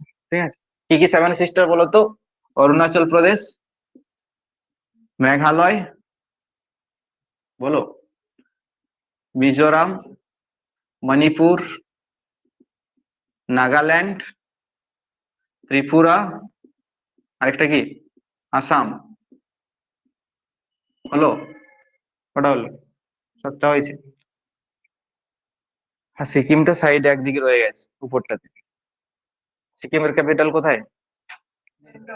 গ্যাংটল। অরুণাচল প্রদেশের ক্যাপিটাল, আসামের ক্যাপিটাল, মেঘালয়, মিজোরাম, মণিপুর, নাগাল্যান্ড আর ত্রিপুরা। বুঝতে পারছো, এগুলো হচ্ছে ক্যাপিটাল। প্রত্যেকটা ক্যাপিটাল অনেক সময় পরীক্ষাতে আসে। ওগুলো হচ্ছে 7 সিস্টার্স বলা হয়। তাহলে এই ল্যান্ড ফ্রন্টিয়ারটার কত ভ্যালু? 15,200 কিলোমিটার। ঠিক আছে, আর আরেকটা জিনিস বলতে হবে, এই যে কোস্টাল এরিয়া, উপকূল ভাগ, উপকূল ভাগ রেখা কত? এটা হচ্ছে পুরোপুরি উপকূল রেখা। কেন উপকূল রেখা বলছি? কারণ এখানে ল্যান্ড বডির সাথে ওয়াটার বডি কানেকশন আছে। কি বললাম? ল্যান্ড বডির সাথে এটা ল্যান্ড আর এটা ওয়াটার। এদিকে রয়েছে আরাবিয়ান সি, এদিকে ইন্ডিয়ান ওশেন, এদিকে বে অফ বেঙ্গল। এই ল্যান্ডমাসটাকে কি বলা হয়? আগের দিন কি বলেছিলাম? উপদ্বীপীয় অঞ্চল। উপদ্বীপীয় ইংলিশে কি বলছিলাম? পেনিনসুলা। পেনিনসুলা মিন্স একটা ভূমিভাগ, যে ভূমিভাগের 3 দিকে জল থাকে সেটাকে উপদ্বীপীয় অঞ্চল বা পেনিনসুলা বলা হয়। এবং এটা প্লেটু রিজিয়ন বলে, এটার নাম হলো পেনিনসুলা প্লেটু রিজিয়ন। ঠিক আছে, কনসেপ্ট নিয়ে পড়তে হবে, জীবনে ভুলবে না। পেনিনসুলা মানে হচ্ছে 3 দিকে জল থাকবে, এবং এটা প্লেটু রিজিয়ন। প্লেটু মানে উঁচু নিচু হবে, পাহাড় পর্বত থাকবে, প্লেন এরিয়া থাকবে, সবই থাকবে, সেই জন্য এটাকে প্লেটু রিজিয়ন বলা হয়। ঠিক আছে, তো এটাকে উপদ্বীপীয় প্লেটু বলা হয়। তাহলে এই উপকূল রেখার ভ্যালু হচ্ছে 6,100 কিলোমিটার, মানে এর সীমানা এতটা। এটা হচ্ছে 6,000। এখানে গুজরাট থেকে এদিকে পুরোপুরি উড়িষ্যা, ওড়িশা উপকূল পর্যন্ত, ওড়িশা, ওয়েস্ট বেঙ্গল, পুরোপুরি যে উপকূল রেখা ভাগ করছে এই ওয়াটার বডির সাথে, পুরোপুরি ওয়াটার বডির সাথে যে সীমানাটা, সেটা হচ্ছে 6,100। আর তারপরে এদিকে এদিকে ঘুরে ঘুরে ঘুরে ঘুরে এরকম করে পুরোপুরি 15,200। মনে থাকবে? বুঝতে পেরেছো কোনটা 15,200 বললাম? পুরোপুরি ল্যান্ড, যে সীমানা, মূল ভূখণ্ডের যেটা হচ্ছে ল্যান্ড ফ্রন্টিয়ার বলা হয় এটাকে, ঠিক আছে, ভূমির ভাগের সীমান্ত রেখা এটাকে বলা হয়। আর এটা হচ্ছে কোস্টাল এরিয়া 6100 পুরোপুরি, ঠিক আছে। এই হলো ব্যাপার। এরপর বলবে তুমি বাংলাদেশের সাথেই 4096 হয়ে গেল, কিন্তু 4096 এর মধ্যে খুব কম আছে যেখানে, মানে 4096 তো মানে ল্যান্ড বডির সাথে বেশি থাকছে, বাংলাদেশ তো ওইদিকেও কানেক্ট আছে। টোটাল সীমানা বাংলাদেশ হতে হচ্ছে 4096 কিলোমিটার। তো আসামের সাথেও আছে, ওইদিকে ত্রিপুরা এদিকেও তো আছে বাংলাদেশের সাথে সীমানা ভারতের, সব নিয়ে 4096, ঠিক আছে। কিন্তু এখানে টোটাল আমি বললাম উপকূল রেখাটা, উপকূল রেখা কত, 6100। বুঝতে পেরেছো? বুঝতে না পারলে বলবে সাথে সাথে, আমি ধরো তাড়াতাড়ি পড়ে বেরিয়ে যাচ্ছি, সাথে সাথে বলতে হবে। এবং কম্পিটিটিভ ক্লাসরুম হবে অনেক বেশি অ্যাক্টিভ, এবং সেটা কোপ মানে বলতে হবে সাথে সাথে, তোমাকে পার্টিসিপেট করতে হবে, নাহলে কিন্তু হবে না, একাডেমিকের মতো হলে হবে। তাহলে দেখো এটা কি বললাম, 6100 উপকূল রেখা। এখানে রয়েছে গুজরাট, গুজরাট কোস্ট, এখানে রয়েছে কোঙ্কন কোস্ট, কোঙ্কন, এখানে রয়েছে মালাবার, এখানে রয়েছে করমন্ডল, এটাকে বলা হয় অন্ধ্র কোস্ট, অন্ধ্র উপকূল। এদিকটায় উড়িষ্যা উপকূল বা উত্তর সরকার উপকূল হিসাবে অনেক সময় ধরা হয়, ইস্টার্ন সরকার দরকার নেই, অতটা ইম্পর্টেন্ট কিছু নয়। আচ্ছা, এখানে ওডিশার এখানে একটা লেক আছে, দেখবে এরকম ভাবে একটু খাঁজের মতো ছোট, একটু দেখবে ম্যাপটা ভালো করে অবজার্ভ করবে, ওখানে দেখবে এই জায়গাটাতে, এখানে ম্যাপটা দেখালে বুঝতে পারতে। তো ওখানে চিল্কা লেক আছে। চিল্কা লেকের কি গুরুত্ব জানো? কিছু জায়গার গুরুত্ব আমাদেরকে জানতে হবে, নাহলে সে ঘুরতে গিয়ে ফটো তুলে আসাই হবে, ঠিক আছে। চিল্কা লেক তুমি গেছো, কোনারক সান টেম্পল গেছো, কিছু না জেনেই তুমি ঘুরে এলে। কোনারক সান টেম্পলের কি ইম্পর্টেন্স আছে? সেটা কি মন্দির? সূর্য মন্দির। সান টেম্পল, সান টেম্পল বলতে আমরা কোনারকে বুঝি, অন্য কোথাও তো আছে আরো অনেক সান টেম্পল আছে ভারতে, কিন্তু সান টেম্পল মানে কোনারক ধরা হয়। এটা হচ্ছে ইউনেস্কো ওয়ার্ল্ড হেরিটেজ সাইট, বিশ্ব ঐতিহ্যতম স্থান, ঠিক আছে। ওয়ার্ল্ড হেরিটেজ সাইট কাদের দেওয়া হয়? বিভিন্ন দিকে ইম্পর্টেন্স থাকলে দেওয়া হয়। একটা হচ্ছে কালচারাল ইম্পর্টেন্স, কিছু ন্যাচারাল ইম্পর্টেন্স, যেমন সুন্দরবনও একটা ওয়ার্ল্ড হেরিটেজ সাইট, ঠিক আছে। এছাড়াও তোমার দেওয়া হয় মিক্সড কিছু ইম্পর্টেন্স, যেমন ধরো কাঞ্চনজঙ্ঘা যে মাউন্টেন রিভিশন আছে, ন্যাশনাল পার্ক আছে, এটা হচ্ছে তোমার মিক্সড হেরিটেজ সাইট। তো সান টেম্পল হচ্ছে একটা কালচারাল হেরিটেজ সাইট, 1 নম্বর। এখানে রাজা, কোন রাজা বানিয়েছিল বলতো? প্রথম নরসিংহদেব, ইস্টার্ন গঙ্গা ডাইনাস্টির একজন রাজা, ঠিক আছে, ওড়িশার গঙ্গা ডাইনাস্টি, গঙ্গা বংশ, ইস্টার্ন গঙ্গা ডাইনাস্টির রাজা এটা বানিয়েছিল। এবং তখনকার রাজাদের একটা টার্গেট ছিল কিরকম, তারা কি ভাবতো যে প্রত্যেকটা মন্দির পূর্ব দিকে ফেসটা হবে। আমরা যে বাড়ি করার সময় ভাবি না যে বাড়ির দরজাটা যেন পূর্ব দিকে হয়, পূর্ব দুয়ারি বাড়ি হলে ভালো হয়, দক্ষিণ দুয়ারি বাড়ি হলে ভালো হয়, তারপর মানে তুলসী মঞ্চ এদিকে হলে ভালো হয়, ঠিক আছে। তো এই ডিরেকশন গুলো তখনকার রাজারা কি ভাবতো, যে সান টেম্পল মানে কি ইস্ট ফেসিং হবে, মন্দিরগুলো কি হবে পূর্ব দিকে মুখটা হবে, এবং সান রেটা পড়ার সাথে সাথে যেন মন্দিরের উপরে আসে। এরকম একটা চিন্তা ভাবনা নিয়ে অনেক সান টেম্পল করা হয়েছে ভারতে। তার মধ্যে আরেকটা গুজরাটের ইম্পর্টেন্ট সান টেম্পল আছে, মোধেরা সান টেম্পল, ঠিক আছে। তো এটা একটা ওয়ার্ল্ড হেরিটেজ সাইট, সেই জন্য এটা বিখ্যাত বিশেষ করে, মানে এটার আরো ওই জায়গার মানে সেই এটা প্রথম করা হয়েছিল, এবং এটা মানে হিস্টোরিক্যাল ইম্পর্টেন্স ওটাই। আর চিল্কা লেকের কথা যেটা বলছিলাম, চিল্কা হচ্ছে ভারতের প্রথম কি Ramsar site, Ramsar site Chilika lake, তার সাথে আরেকটা জিনিস আছে কি ভুলে গেছি, যেটা হচ্ছে কেওলাদেও ঘানা যে ন্যাশনাল পার্ক আছে, এটা হচ্ছে ভরতপুর পাখিরালয় নামে পরিচিত। ভরতপুর কেওলাদেও ঘানা যে ন্যাশনাল পার্ক, সেটাও প্রথম ভারতের রামসার সাইট। এখানে বিভিন্ন পরিযায়ী পাখির আগমন ঘটে, ঠিক আছে। এবং সেই জন্য এটা হচ্ছে একটা মানে কেওলাদেও ঘানা ন্যাশনাল পার্ক, এবং তার সাথে চিল্কা লেক, এই দুটোই 1984 সালে রামসার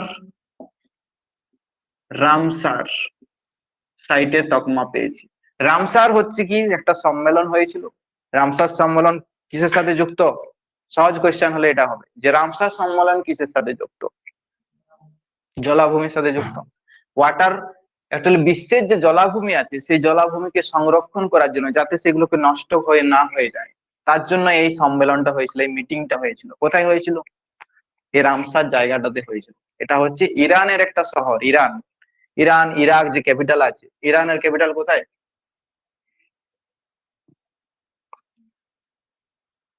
ইরানের আগের নাম কি ছিল? পারস্য, পার্সিয়া। তোমরা নাম, অনেক পার্সিয়ান ভারতে এসেছিল। পারস্য, পারস্যের দূতরা আক্রমণ করতে হয়েছিল।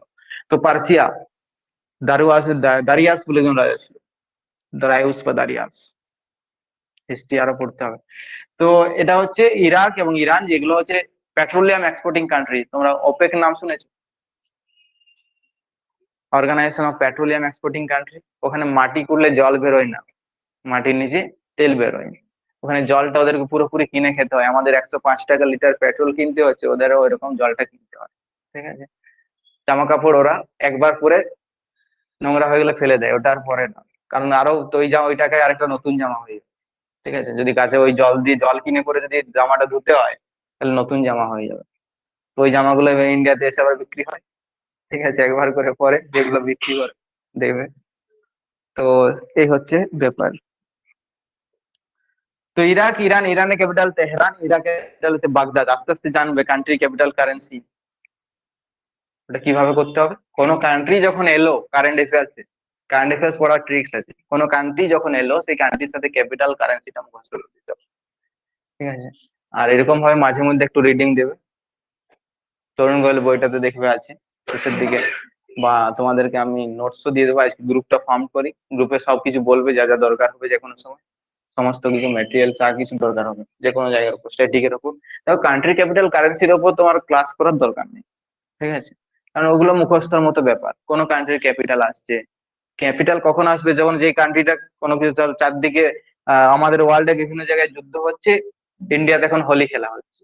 ঠিক আছে, দেখবে এই জিনিসগুলো এখন, মানে তোমার কোন কান্ট্রির সাথে কোথায় যুদ্ধ হচ্ছে, সেই কান্ট্রির ক্যাপিটাল কোথায়, একটু কারেন্ট অ্যাফেয়ার্স একটু আপডেটেড রাখতে হবে নিজেকে। ঠিক আছে, চুপচাপ বসে থাকলে হবে না। ক্রিয়েটিভ মাইন্ডসেট সবসময়, কম্পিটিটিভ মানে কি, অ্যাক্টিভ, অলওয়েজ অ্যাক্টিভ লাগবে। তাহলে রামসার সম্মেলনটা ইরানে অবস্থিত। ভারতের প্রথম রামসার সাইট বললাম চিল্কা লেক। আরেকটা হচ্ছে এই কেওলাদেও ঘানা যে ন্যাশনাল পার্ক আছে, এটাকে বলা হয়। রামসার সম্মেলন হয়েছিল 1971 সাল, কার্যকরী হয়েছিল 1975 সাল, এবং 1984 সালে এই 1981 সাল, 1981, এটা বারবার আমি ভুল বলেছি। 1981 সাল, 1981 সালে ভারতে এই দুটো জায়গা রামসার সাইটে তকমা পেয়েছে। সুন্দরবন কবে পেয়েছে বলতো? 2019 সাল। ঠিক আছে, ছেড়ে দাও। এরপর আমরা পলিটিক্যাল যে জায়গাটা বাকি রইলো সেটা বলছি। এখানে দেখো, এটা হচ্ছে উপকূল রেখা। এখানে কি রয়েছে? মালাবার উপকূল। কোন স্টেট এখানে আছে? কেরালা। এখানে রয়েছে তোমার, একটু ফিজিওগ্রাফিটা বলে দিই তারপর বাকিটা বলছি। ফিজিওগ্রাফি মিনস এদিকে তোমার কি রয়েছে? উপরে পর্বত এরিয়া, মাউন্টেন, তাই তো। তারপর নিচের কি রয়েছে? মাউন্টেনের পর এটা সমভূমি অঞ্চল, প্লেন এরিয়া। এই সমভূমির উপর এখানে কি রয়েছে? ডেজার্ট। এবং এই জায়গাটায় রয়েছে তোমার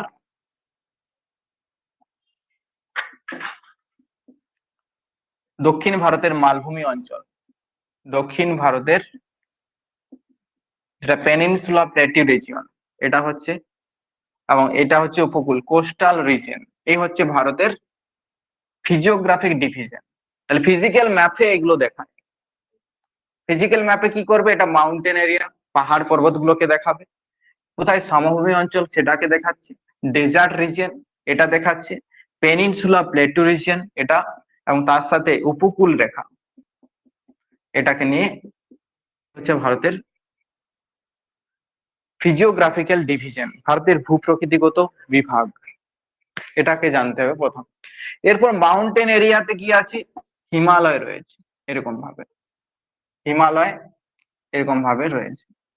একটু বাঁক আছে। ঠিক আছে, এই বাঁকটাকে বলা হয় সিনটেক্সিয়াল ব্যান্ড, ধনুকের মতো একটা বাঁক। এই জম্মু কাশ্মীর, এটা হচ্ছে অরুণাচল প্রদেশ, এরকম ভাবে রয়েছে। জম্মু কাশ্মীরের এই জায়গাটা একটা পর্বত আছে, এটা হচ্ছে একটা পিক, যেটার নাম হলো নাঙ্গা পর্বত। আর এটা হচ্ছে অরুণাচল প্রদেশের, এটা হচ্ছে নামচা বারোয়া। নামচা বারোয়া, আর এদিকটা এটা বললাম নাঙ্গা পর্বত। এটা হচ্ছে হিমালয়ের বিস্তৃতি। হিমালয়কে যদি প্রস্থচ্ছেদ করো, তিনটে ভাগে ভাগ হয়, যেটা হচ্ছে হিমাদ্রি হিমালয়, বা যেটাকে বলা হয় গ্রেটার হিমালয়।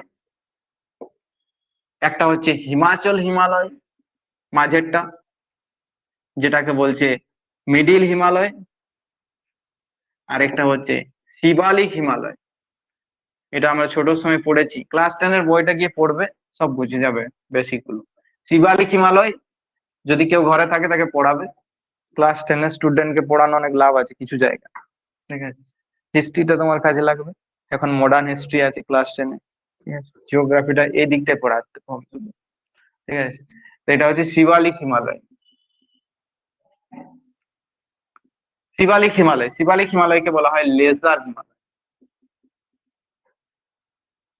ঠিক আছে, এরপর দেখো এর মাঝে মাঝে অনেক হিল স্টেশন আছে, যেমন মিডিল হিমালয়ে অনেক হিল স্টেশন আছে, যে জায়গাগুলো তো মানে শুনেছো, এই যে ধরো আহ কুলু, মানালি, এই জায়গাগুলো, এগুলো হচ্ছে তোমার কুলু ভ্যালি, স্পিতি ভ্যালি, আহ তারপর আরেকটা কি ভ্যালি আছে মনে পড়ছে না, পরে বলবো। তো যেটা হচ্ছে এই এখানে কিছু আরো হিল স্টেশন আছে, যেমন ধরো মুসৌরি, এই উত্তরাখণ্ডে আছে, নৈনিতাল, এগুলো হিমালয়ের মধ্যেই পড়ছে।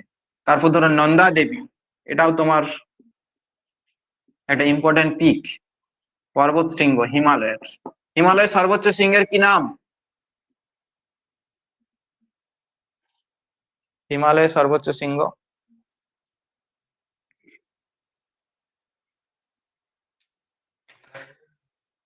হলো মাউন্ট এভারেস্ট। কনফিডেন্সের অভাব হচ্ছে নাকি? মাউন্ট এভারেস্ট ভারতের সর্বোচ্চ শৃঙ্গ বলে বলে দিন নাকি এখনই? মাউন্ট এভারেস্ট, মাউন্ট এভারেস্ট হচ্ছে 8,848, অনেক বই 50ও থাকে। এটা মিটার না কিলোমিটার? মিটার। ঠিক আছে, 8,848 metre. Second highest peak of Himalaya, হিমালয়ের দ্বিতীয় সর্বোচ্চ শৃঙ্গ কাঞ্চনজঙ্ঘা। কত উচ্চতা? 8,598। আজকে একটা বই দেখলাম 8,586 দিচ্ছে আবার।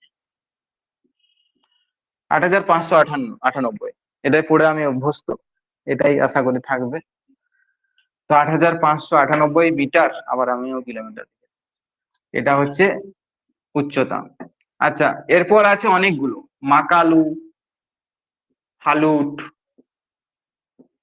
অন্নপূর্ণা, যে জিনিসগুলো নতুন শুনছি না, আস্তে আস্তে শোনো, কিছুদিন শুনলেই মুখস্থ হয়ে যাবে।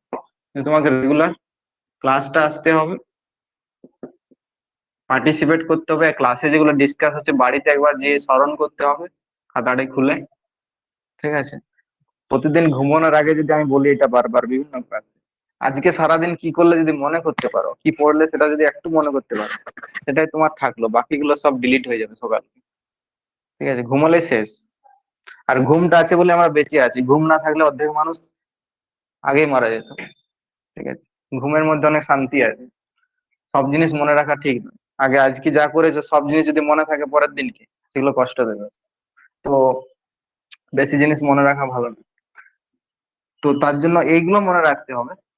দেখবে পরীক্ষা পেরিয়ে গেছে মানে কি, তুমি একটা লং কোয়েশ্চেন দেখবে পরীক্ষার আগে মনে করেছিলে, দেখবে এখন আর সেটা মুখস্থ নেই, পরীক্ষা পর্যন্ত ছিল, তোমার মাইন্ডসেটটা ছিল যে আমি পরীক্ষার পরে আর দরকার নেই, দেখবে সেটা ডিলিট হয়ে গেছে, আর নেই। তাহলে এরকম ভাবে তোমাকে পড়তে হবে, যেগুলো আমার মনে রাখতে হবে। কতদিন মনে রাখ? একদম ইনফিনিটিভ, যতদিন না তুমি কিছু পাচ্ছ। ঠিক আছে, সেটা যত সময় লাগবে ততদিন মনে রাখতে হবে।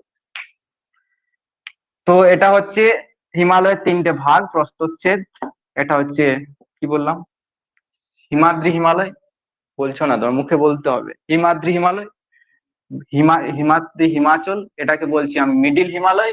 আর লেজার হিমালয়, এটাকে বলছি শিবালিক হিমালয়, মুখে উচ্চারণ করতে হবে, কারণ অনেকে দেখবে মনে মনে পড়ে, এই মনে মনে পড়লে কম মনে থাকবে, মুখে বললে কানে শুনবে, একটু কষ্টটা বেশি হবে আর মনে বেশি থাকবে। ঠিক আছে, তো এটাও তিনটে ভাগ করলাম প্রস্থচ্ছেদ। একটা বললাম নাঙ্গা পর্বত যেটা জম্মু কাশ্মীর, একটা হচ্ছে নামচা বারোয়া, এটাকে ব্যান্ডটাকে বলছি সিনটেক্সিয়াল ব্যান্ড। হিমালয় এরকম ভাবে ভারতে রয়েছে। আচ্ছা, কারাকোরাম রেঞ্জ রয়েছে এখানে, জম্মু কাশ্মীরে একটা রয়েছে কারাকোরাম রেঞ্জ, এটা জাসকার, লাদাখ, এরকম ভাবে রয়েছে রেঞ্জ গুলো। অনেকগুলো মাউন্টেন রেঞ্জ রয়েছে, রেঞ্জ অফ মাউন্টেন কালেকটিভ নাম। রেঞ্জ মানে কি? এ রেঞ্জ অফ মাউন্টেন মানে কি? পর্বত শ্রেণী এটাকে বলা হয়। পর্বত শ্রেণী মানে কি? সেখানে অনেকগুলো পর্বতের শৃঙ্গ আছে, সেই জন্য ওটাকে পর্বত শ্রেণী বলা হয়। অনেকগুলো মাউন্টেন পিক রয়েছে, সেই জন্য ওটাকে পর্বত শ্রেণী বলা হয়। তো হিমালয় এখানে কারাকোরাম মাউন্টেন পিকের একটা সর্বোচ্চ শৃঙ্গ আছে, যেটার নাম কি বলতে পারবে? ভারতের সর্বোচ্চ শৃঙ্গ কেটু, বা যেটাকে বলা হয় গডউইন অস্টিন। শুনেছো কখনো নাম? হ্যাঁ, সবাই শুনেছি। এটার উচ্চতা কত? 8611 মিটার। কেটু বা গডউইন অস্টিন, এটা কোন পর্বত? এটা হিমালয় কিন্তু নয়, অনেকে ভুল করে দেয়, এটা পরীক্ষা কোশ্চেনে আসে। এটা কোন রেঞ্জের part? Karakoram range. Karakoram range কিছুটা পাকিস্তানেও রয়েছে। ঠিক আছে, সেই জন্য ওটা পাকিস্তান। এখন বিভিন্ন বই যখন আপডেট রয়েছে না, অনেক সময় অনেক দেখে কারাকোরাম রেঞ্জ পাকিস্তানে ধরে দিচ্ছে। ঠিক আছে, কোশ্চেন দেখে অনেক সময় উত্তর দিতে হচ্ছে, কিছু করার নেই। এই হলো মোটামুটি মাউন্টেন এরিয়ার ব্যাপারটা। এই মাউন্টেন এরিয়ায় এই যে হিমাদ্রি হিমালয়, এই জায়গাটা মনে রাখো যে সারা বছর বরফে ঢাকা, এখানে স্নোফল প্রচুর হয়। সিকিম, গ্যাংটক থেকে শুরু করে দার্জিলিং, স্নোফল এই জায়গাগুলোতে হয়। ঠিক আছে, তো এটাই প্রচন্ড তুষারপাত হয়, স্নোফল, এবং পুরোপুরি এই জায়গাতে কি ফর্ম হচ্ছে? গ্লেসিয়ার। আরেকটা বলো তো আমাকে, হিমালয় শব্দের অর্থ কি? বরফের স্তূপ, বা যেটাকে বলা হয় অ্যাবোর্ড অফ স্নো। শুনেছো? বরফের স্তূপ বলা হয় হিমালয় শব্দের অর্থ। এবং এখানে কি তৈরি হয়? গ্লেসিয়ার। গ্লেসিয়ারের বাংলা হলো হিমবাহ। কি তৈরি হয়? হিমবাহ। এই গ্লেসিয়ার মানে বরফের স্তূপ গুলোকে হিমবাহ বলা হয়। সেখান থেকে ধরে রাখো যে এই রিভার গুলো তৈরি হচ্ছে এখান থেকে। এদিক থেকে ধরো চলে এলো ইন্দাস রিভার, সতলুজ আছে, শতদ্রু আছে, যমুনা আছে, গঙ্গা আছে, এরকম ভাবে আছে। এদিক থেকে ব্রহ্মপুত্র গেছে। ঠিক আছে, এরকম ভাবে। এরকম ভাবে যে নদীগুলো আসছে, সেই নদীগুলো কোথা থেকে তৈরি হচ্ছে? এই গ্লেসিয়ার থেকে। বরফ গলা জলে পুষ্ট নদী বলা হয় না? কারণ কি? বরফ গুলো গলে জল হচ্ছে। এই জন্য এই নদীগুলোতে, উত্তর ভারতের যে নদী আছে সেই নদীগুলোতে সারা বছর জল থাকে। কিসের জন্য? শুধুমাত্র ওই বরফ গুলো গলে জল হচ্ছে। এবং যখন নদীগুলো পাহাড় থেকে বয়ে আসছে, আসার পথে অনেক নুড়ি কাকর বালি নিয়ে এই প্লেন এরিয়ার উপর দিয়ে যাচ্ছে, এবং এখানে পলি মাটি জমা করছে। এবং এই পলি মাটি জমাট হওয়ার কারণে এই অঞ্চলে চাষবাস খুব ভালো হয়। এবং ভারতের উত্তর ভারতের সমভূমি অঞ্চল পৃথিবীর সব থেকে উর্বর জায়গা, ওয়ার্ল্ড এর most fertile reason of the world, সব থেকে। এবং তার জন্য এই জায়গায় এগ্রিকালচার এতটা ডেভেলপ, রিচ ইন এগ্রিকালচার। শুধুমাত্র এই ঘটনাটা স্টেপ বাই স্টেপ বুঝতে হবে যে নদীগুলো গ্লেসিয়ার থেকে ফর্ম করছে। আমাদের লংগেস্ট গ্লেসিয়ার কি? সিয়াচেন গ্লেসিয়ার। লংগেস্ট বা লার্জেস্ট যাই বলুন, সিয়াচেন গ্লেসিয়ার। আচ্ছা, পৃথিবীর মানে লংগেস্ট মাউন্টেন রেঞ্জ কাকে বলবে? এটা কিন্তু হিমালয় হবে না। লংগেস্ট মাউন্টেন রেঞ্জ, লং মানে কি? দীর্ঘতম, সেটা হচ্ছে আন্দিজ পর্বতমালা। ঠিক আছে, আর লার্জেস্ট যদি বলা হয় তাহলে হবে হিমালয়। লার্জেস্ট মাউন্টেন রেঞ্জ তাহলে হিমালয় হবে। তাহলে এই হচ্ছে ব্যাপার। এখানে হিমালয়ের প্রস্থচ্ছেদ করে দেখালাম। হিমাদ্রি হিমালয় যেখানে সারা বছর বরফ থাকে, এখানে তোমার বরফ থাকে, কম থাকে, এবং যেখানে বিভিন্ন হিল স্টেশনের কথা বললাম। কিছু ভ্যালি আছে, ভ্যালি মানে উপত্যকা, দুটো পাহাড়ের মাঝে নিচু জায়গাকে ভ্যালি বলা হয়, বা দুটো পাহাড়ের মাঝে নিচু জায়গাটাকে দুন বলা হয়। কি বললাম? ভ্যালি। আরেকটা কি বললাম? দুন। দুন কোনগুলো? দেরাদুন, পাটলিদুন, এরকম নাম আছে। দেরাদুন নাম তোমরা শুনেইছো, উত্তরাখণ্ডের ক্যাপিটাল। ওটা দুটো পাহাড়ের মাঝে অবস্থিত। ভ্যালি, ভ্যালি মানে উপত্যকা। Kashmir valley most beautiful place, Kashmir valley most attractive place. তো এইগুলো হচ্ছে স্পিটি ভ্যালি। হ্যাঁ, তো এইগুলো হচ্ছে বিভিন্ন ভ্যালি আছে, যেগুলো কোন হিমালয় আছে? হিমাচল হিমালয়। আর লেসার হিমালয়, বা যেটা বলছি আমি হিমাচল হিলস, শিবালিক হিমালয়। এই শিবালিক হিমালয়ে কি আছে? শিবালিক হিমালয়ে দেখবে বিভিন্ন পাহাড়ের ফুটিল কেটে চাষবাস করা হয়, বিভিন্ন ফ্লোরা এবং ফোনা দেখতে পাওয়া যায়। ফ্লোরা এন্ড ফোনা, এই ওয়ার্ডটার সাথে পরিচিত তোমরা? ফ্লোরা এবং ফোনা।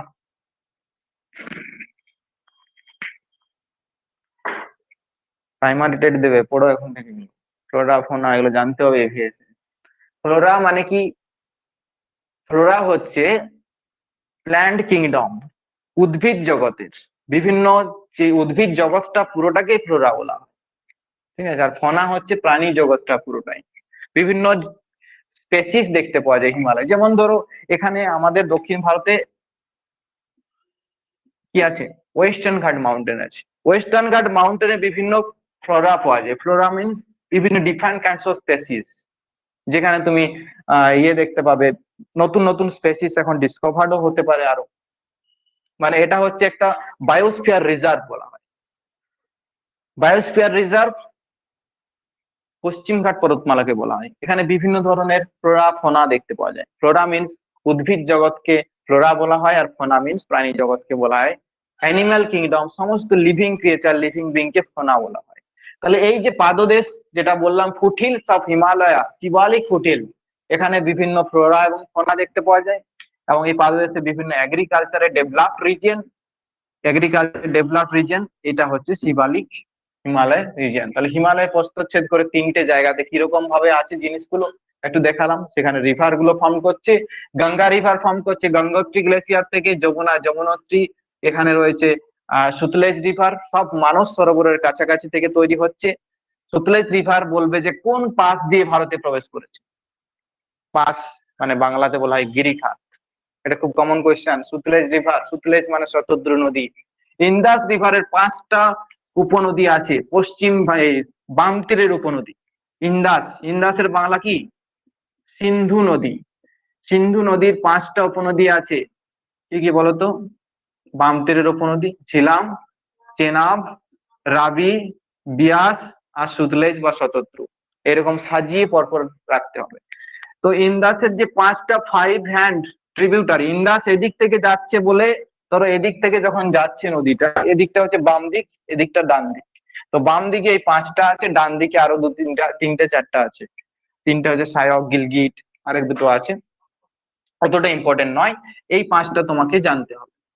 এবং এই 5টার মধ্যে যে সুতলেজ রিভারের ইম্পর্টেন্স একটু বেশি, কারণ ইন্ডিয়াতে সুতলেজ রিভারের গুরুত্ব বেশি আছে। সুতলেজ রিভার শিবকিলা পাস দিয়ে ঢুকেছে। শিবকিলা পাস, পাস মানে কি? পাস মানে হলো গিরিখাত। তোমরা খাইবার পাসের নাম শুনেছো?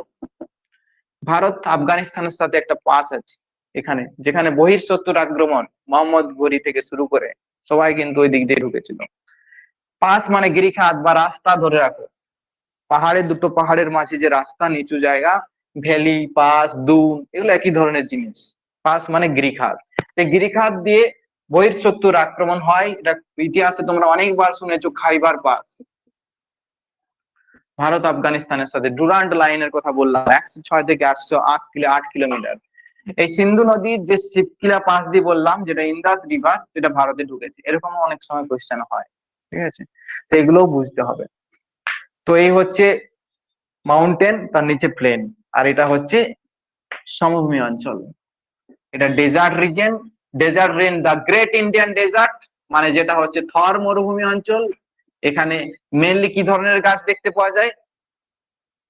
কাঁটা জাতীয় গাছ, যেমন ধরো ফণিমনসা, ক্যাকটাস, ঠিক আছে, এগুলো দেখতে পাওয়া যায়। আর এটা হচ্ছে plateau, plateau region, south Indian plateau region, ঠিক আছে। এটা হচ্ছে মালভূমি অঞ্চল, এবং এখানে নদীর ভূমিভাগের ঢালটা এদিকে সব সময়, বেশিরভাগ রিভার সব বে অফ বেঙ্গলে গিয়ে পড়েছে, ঠিক আছে। এরপর এখানে যেটা ভাগ হচ্ছে, বিন্ধ্যা পর্বতমালা, নিচে পুরা, মহাকাল, মহাদেব, এরকম পাহাড় আছে, ঠিক আছে। তো বিন্ধ্যা এবং সাতপুরার মাঝে যে গ্যাপটা, সেখানে গেছে নর্মদা রিভার। এই নর্মদা রিভার বলা হয় ইন্ডিয়াকে দুটো ভাগে ভাগ করেছে, নর্মদা ভ্যালি। নর্মদা ভ্যালি অমরকন্টক থেকে তৈরি হয়েছে, একদিক থেকে নর্মদা, একদিক থেকে সোন, দুটো নদী তৈরি হয়েছে, সোন এবং নর্মদা, ঠিক আছে। আরেকটা আছে। তো সোন এবং নর্মদা এই দুটো মনে রাখো, এই দুটো রিভার এই অমরকন্টক প্লেটু, মহাকাল পর্বতের সর্বোচ্চ শৃঙ্গ, একটা ইম্পর্টেন্ট পিক অমরকন্টক, যেটা বিন্ধ্যা পর্বত এবং সাতপুরা পর্বতের মাঝে বরাবর, যেটা হচ্ছে একটা গ্রস্ত উপত্যকা। সেই গ্রস্ত উপত্যকার মধ্য দিয়ে এই নর্মদা নদীটা বয়ে গেছে। ঠিক আছে, গ্রস্ত উপত্যকার মধ্য দিয়ে। কে বললো নর্মদা রিভার? কে গেছে? নর্মদা রিভার, নর্মদা নদী। এটা হচ্ছে একটা পশ্চিম বাহিনী নদী। কি বললাম? পশ্চিম বাহিনী নদী। নর্মদা নদীটা পশ্চিম বাহিনী নদী, এটা আমি আগেও বলেছি, আরেকবার রিভিশন করে দিলাম। এরপর এটা বললাম বেশিরভাগ রিভার সব এদিকে গেছে, নর্মদা, তাপি, বাহি, সাবরমতী, এই চারটা রিভার এখানে গিয়ে পড়েছে। গালফ অফ খাম্বাত বা Gulf of Cambay, Gulf of Khambhat বা গালফ অফ কাম্বে, এই হচ্ছে একটা বেসিক জায়গা। এখানে রয়েছে, এখানে গুজরাট কোস্ট, কচ্ছের রং বলছিলাম। ঠিক আছে, এখানে তোমার একটা ম্যারিড ন্যাশনাল পার্ক আছে, গালফ অফ খাম্বাত বা গালফ অফ কাম্বে যেটা বলছি। আর এখানে একটা মান্নার আছে না, গালফ অফ কাম্বার, মান্নার, এখানেও একটা মেরিন ন্যাশনাল পার্ক আছে। মানে বুঝতে পারছো মেরিন ন্যাশনাল পার্ক মিনস। আচ্ছা, ভারতের একটা ভাসমান অফ মানে ন্যাশনাল পার্ক বলতে পারবে? নাম শুনেছো? কোথায় আছে? মণিপুর। খুব ইম্পর্টেন্ট কোয়েশ্চেন, বহু পরীক্ষা আছে। এটা হচ্ছে ফ্লোটিং ন্যাশনাল পার্ক। কি বল? ভাসমান ফ্লোটিং ন্যাশনাল পার্ক, যেটা হচ্ছে মণিপুরে আছে। মণিপুরের ক্যাপিটাল কোথায় বলা হলো? ইম্ফল। বলতে হবে, বলতে হবে, চুপচাপ হয়ে যাচ্ছ। Floating national park Keibul Lamjao. দেখো একদিনে মনে থাকবে না, যারা বলতে পারছে তারা অনেকদিন ধরে শুনেছে বা পড়ার মধ্যে আছে বলে বলতে পারছে। তুমিও পারবে এক মাস পরে। কেবুল লামজাও ন্যাশনাল পার্ক, এটা কোন স্টেটে আছে? মণিপুর। মণিপুরে একটা ইম্পর্টেন্ট লেক আছে, কি নাম? Very good, Loktak lake. এই লোকটাক লেকটা একটা মিষ্টি জলের হ্রদ। তোমরা একটু আগে পড়লে না চিল্কা লেক, এই চিল্কাটা মিষ্টি না নোনা জলের হ্রদ? কেন, নোনা জলটা কি করে হয়? না, নোনা জলের হ্রদটা কি করে তৈরি হয়? সমুদ্রের সাথে কানেক্ট থাকে, সমুদ্রের জলের সাথে ওই লেকের জলটা কানেক্ট থাকে, দ্যাটস ওয়াই নোনা জল হচ্ছে, সেই কারণে। ঠিক আছে, সমুদ্রের জলের সাথে ওটাকে লেগুন বলা হয়। এটা নাম শুনেছো? লেগুন। লেগুন মানে কি? নোনা জলের হ্রদ। ঠিক আছে, আর এদিকে তোমার কেরালাতে যে নোনা জলের হ্রদ সেগুলোকে কি বলা হয়? কয়াল। নাম শুনেছো? ভেম্বনাদ কয়াল। ক্লাস 10-এর বইটা গিয়ে পড়ো, আজকে জোগাড় করো কোথাও, রাস্তায় রাস্তায় খুঁজো। ভেম্বনাদ কয়াল, এটা হচ্ছে দক্ষিণের মানে তোমার কেরালায় যে নোনা জলের হ্রদ সেগুলোকে কি বলা হয়? কয়াল বলা হয়। ভেম্বনাদ কয়াল হচ্ছে ভারতের লংগেস্ট নোনা জলের হ্রদ। লার্জেস্ট যদি বলে লেগুন, ভারতের একটি লেগুন ধরা হয় যেটা হচ্ছে চিল্কা লেক, চিল্কাকে লেগুন বলা হয়। আচ্ছা, তাহলে এই টপিকটা বাদ দিয়ে এরপর অন্য কিছু বলে আর ভালো লাগবে না তোমাদের শুনতে, আশা করি মনে রাখতে পারবে। তাহলে যেটুকু পড়ালাম বুঝতে পেরেছো? বলো। না অর্ধেক জিনিস পালিয়ে গেল মাথার উপর দিয়ে?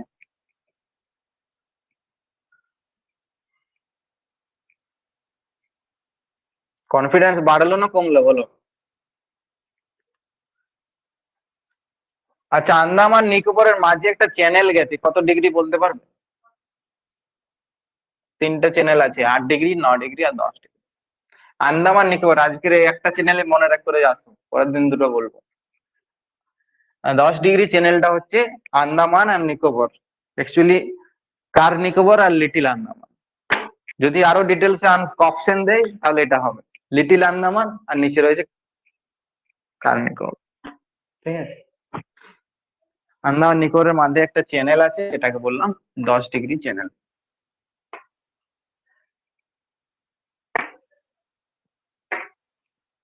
ঠিক আছে, এই পর্যন্ত থাক এটা জিকে গুলো, এরপর চলো বাকি ইংলিশটা পড়ি।